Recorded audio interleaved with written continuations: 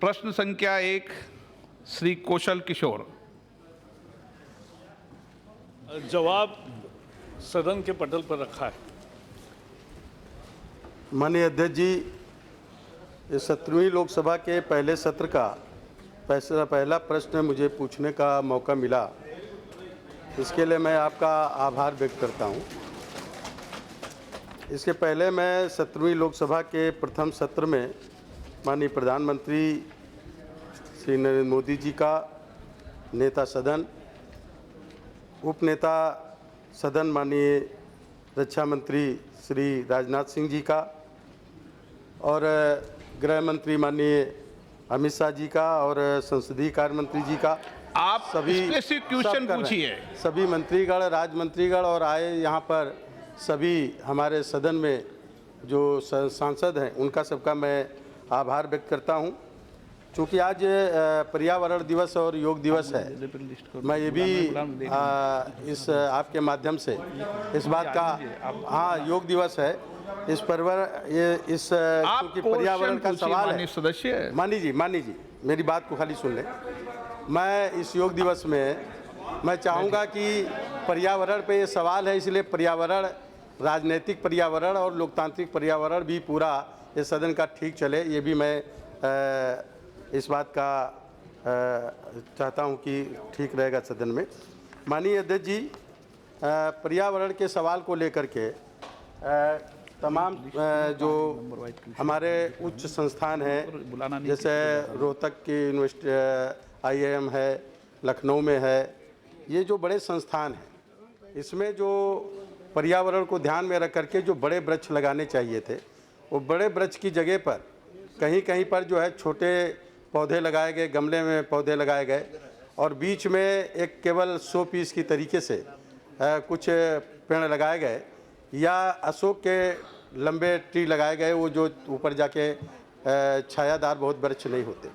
मानी जी, तो इस तरीके से जो है अभी एक जो रोहतक के बारे में एक सवाल आया था, उसमें कि 5000 वृक्ष वहाँ पर लगे हैं, ऐसा जवाब आया, लेकिन सही है कि 5000 वृक्ष वहाँ पर नहीं लगे।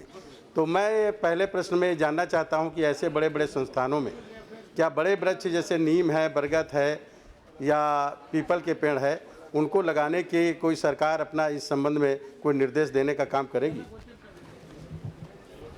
17वीं लोकसभा का पहला प्रश्न पूछने के लिए सदस्यों को भी बहुत बहुत बधाई देता हूं। और एक अच्छी खबर से शुरू करते हैं। पिछले एक साल में दुनिया में, यानी भारत का ग्रीन कवर जो हमारे वन है, उसमें 1% वृद्धि हुई है। ये बहुत अच्छी सफलता है। दुनिया में केवल 10 देशों का, 1 मिनट बाबा, सारे बता रहा हूँ ना, इट्स अ सर्वे, ये तरीका नहीं है। और दूसरा, केवल दुनिया के 10 देशों में ये ट्री कवर बढ़ा है और tree cover out of forest भी बढ़ रहा है। मैं आंकड़ा देना चाहता हूँ, 2014 में जहाँ 13,50,000 हेक्टर पर प्लांटेशन नया हुआ था, 18 में वो बढ़कर 16,85,00,000 हेक्टर तक, 16,85,000 हेक्टर तक बढ़ गया है। ये वास्तविकता है। मूल मुद्दा जो आपने रोहतक का पूछा, ये मैं बताना चाहता हूँ कि लगाते समय पौधे ही होते हैं, लेकिन पौधे बड़े होते हैं तभी वृक्ष होते हैं। और रोहतक के IIM में हमने बहुत सारे जो लोकल वैरायटीज़ है, नीम और जिसका आपने उल्लेख किया है, वो लगाए हैं। और जामुन है, बनियान ट्री है, पीपल है, ये भी लगाए हैं। और मुझे विश्वास है, क्योंकि हमने, सरकार ने, HRD विभाग ने सभी कॉलेजेस और यूनिवर्सिटीज़ को कहा है कि एक स्मार्ट कैंपस प्रोग्राम का एक हिस्सा होना चाहिए ग्रीनिंग ऑफ द कैंपस, और स्टूडेंट्स के सहायता से ये ग्रीनिंग करने का कार्यक्रम सारे संस्थानों ने बनाया है, उसका अमल शुरू हो गया।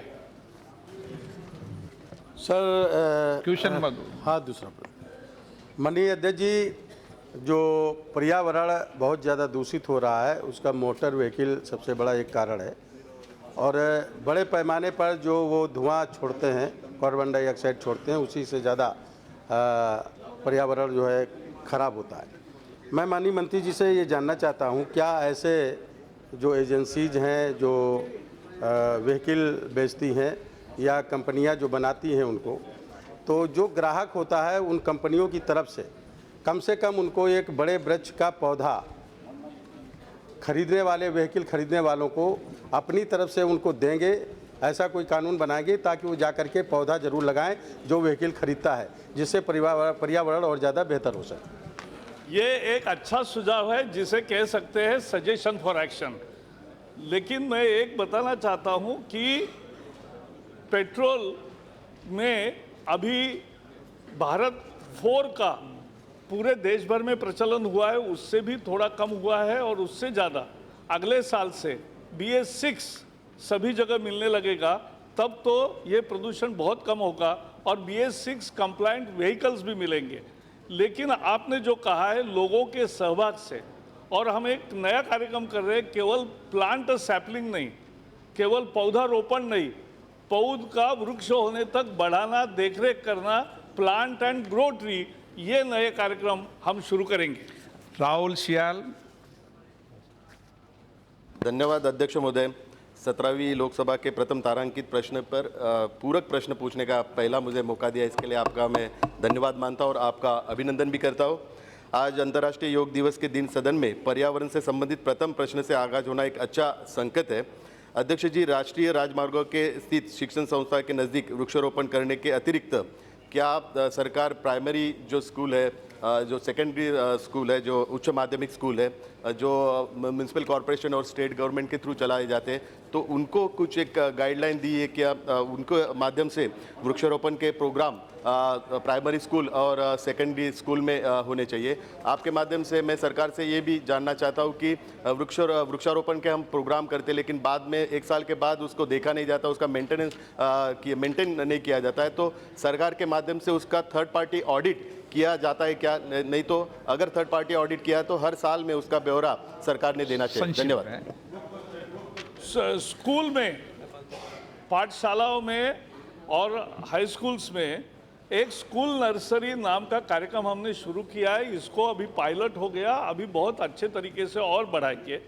इसमें कल्पना ये है कि एक छोटी नर्सरी होगी, वन विभाग के अधिकारी उसमें गाइडेंस करके वो लगाएंगे, लेकिन पौधे का रोपण छात्र करेंगे, उसको परवरिश वो करेंगे और 1 साल के बाद इतना बड़ा हुआ प्लांट लेके एनुअल रिजल्ट्स के साथ वो घर जाएंगे, ताकि वो उनकी निर्मित है और वो उनके घर में जगह है तो वहाँ लगाएंगे। अगर घर में जगह नहीं है तो गली में या आसपास कहीं भी जिसके पास जगह है उसको जाकर अगर कोई बच्चा कहेगा कि भाई मैंने प्लांट तैयार किया है आपके यहाँ लगाओ, तो कोई भी लगाने को देगा। और इस तरह से स्कूल नर्सरी एक बड़ा कार्यक्रम हम ले रहे हैं। और जहाँ तक आपने कहा तो प्लांट एंड ग्रो मेंटेनेंस भी महत्वपूर्ण है, और इसलिए जैसे हॉर्टिकल्चर की स्कीम है 3 साल उसकी देखरेख होना और फॉरेस्ट का भी प्रोटोकॉल है, वैसा ही सब लोगों को और एजेंसीज को हम कह रहे हैं। Shrimati Maneka Gandhi. So firstly, this 1% increase usually means that the satellite pictures that have been taken when the sugarcane is at its height, so that the sugarcane often passes off for trees, and this has happened many times. So I suggest that the ministry check when the satellite pictures were taken. But my question is that there have been a large number of highways made in the last 5 years. And these highways have entailed the cutting of lakhs and lakhs of full-grown trees. And those have caused dust storms everywhere. What mechanism exists to replant those trees? Secondly, sir, the forest department simply does not have any trees across India in their so-called nurseries. What mechanism has been to check whether a forest nursery actually has any trees in it? So these are 2 separate questions. एक प्रश्न में लगभग 4 प्रश्न मेनका जी ने पूछे हैं और मैं स्वागत करता हूं। पहला मुद्दा यह है कि एक पेड़ अगर कटता है तो आप ग्रॉसली पकड़ के चलिए कि एक पेड़ कटने पर किसी भी विकास काम के लिए अगर कटता है तो कम से कम 4 या 5 नए वृक्ष लगाने का कार्यक्रम होता है। कहीं वही लगते हैं, कहीं दूसरी जगह लगते हैं। जहाँ तक हाईवे का सवाल है, हाईवे ने अपने बजट का 1% ये इसलिए रखा है कि हाईवे के आसपास अच्छी ग्रीनरी तैयार हो, और अनेक जगह लगाया है।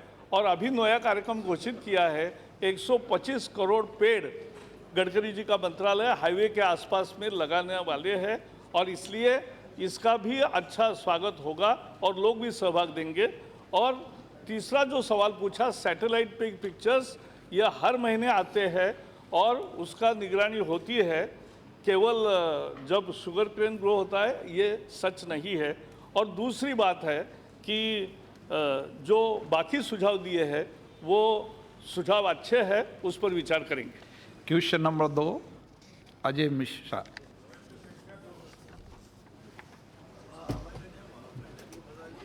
माननीय मंत्री। माननीय अध्यक्ष जी, आज पूरी दुनिया विश्व पर्यावरण के प्रति चिंतित है।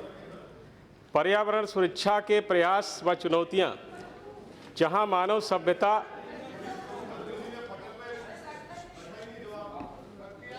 रख दिया है उन्होंने,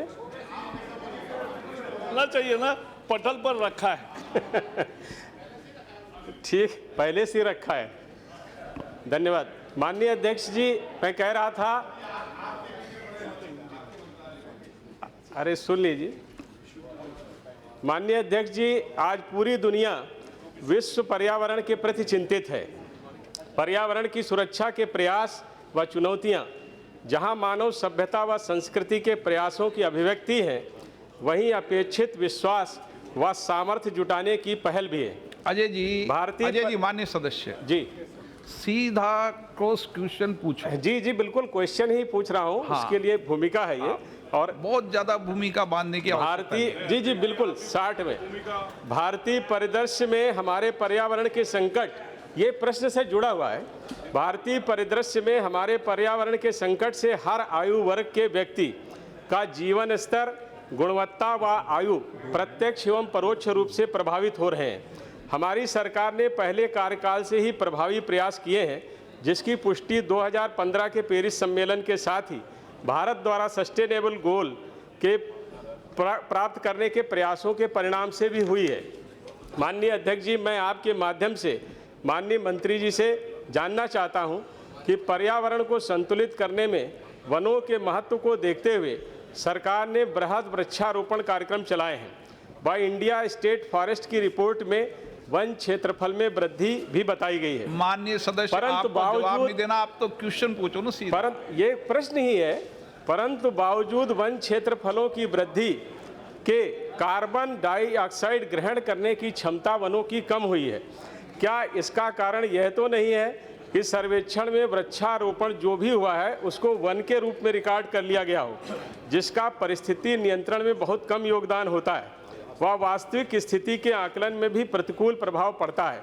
यदि हाँ, तो मैं माननीय मंत्री जी से जानना चाहता हूं, क्या सरकार कोई अन्य प्रमाणित प्रणाली विकसित करने का प्रयास करेगी जिससे कार्बन डाइऑक्साइड को ग्रहण करने की क्षमता में वृद्धि के लिए हम प्रयास कर सकें? पहले तो ये एक समझना जरूरी है कि जो सैटेलाइट का मैपिंग होता है वो 1 हेक्टेयर का रिजोल्यूशन भी पकड़ता है। तो ऐसा नहीं कि खेतों में कुछ भी फसल आया तो फसल को जंगल नहीं दिखाते हैं। फसलों में केवल कोकोनट ट्री जो बड़े होते हैं या जो बाम्बू होते हैं बड़े, वो फॉरेस्ट में आते हैं और बाकी वृक्ष भी आते हैं। तो ये सच नहीं है। दूसरा सबसे महत्वपूर्ण है कि ये जो आपने बताया, तो कितने कार्यक्रम है जिसके अंतर्गत वृक्ष लगाए जाते हैं।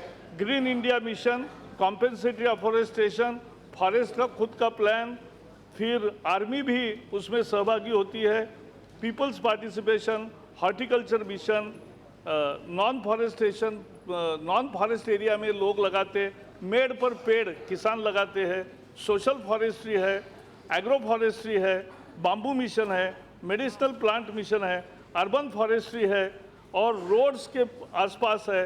रेलवे ने भी बहुत सारा शुरू किया है और गंगा का प्लान भी तैयार है। सप्लीमेंट्री। जी, माननीय अध्यक्ष जी, नेचर सस्टेनेबिलिटी की रिपोर्ट के अनुसार भारत में हरित क्षेत्रों में वृद्धि हुई है तथा वन क्षेत्र के बाहर भी लोगों ने फलदार व औषधीय वृक्षों को लगाने में रुचि ली है। मैं आपके माध्यम से माननीय मंत्री जी से जानना चाहता हूं, क्या औषधीय, फलदार या कुछ विशेष किस्म के पौधों की वायु शोधन की क्षमता सामान्य पौधे व सामान्य वन क्षेत्र के सापेक्ष यदि कोई अध्ययन किया गया हो, क्या अधिक होती है? यदि ऐसा है तो क्या अधिक क्षमता रखने, जो वायु शोधन की अधिक क्षमता रखने वाले वृक्ष हैं, उनको पौधारोपण करने के लिए सरकार कोई नया कार्यक्रम बनाएगी? जब वृक्ष बढ़ता है तब वो कार्बन सिंक एक तरह से होता है, और पेरिस सम्मेलन में हमने एक नया टारगेट दिया है कि भारत 2030 तक 2.5 million tons of carbon sink forest बढ़ाकर तैयार करेगा। तो ये भी एक दुनिया ने स्वागत किया है, और आपने जो सुझाव दिया है वो महत्वपूर्ण है। उसके बारे में हमारी 9 फॉरेस्ट इंस्टीट्यूट्स है रिसर्च की, वो लगातार इस पर प्रयोग काम करती रहती है।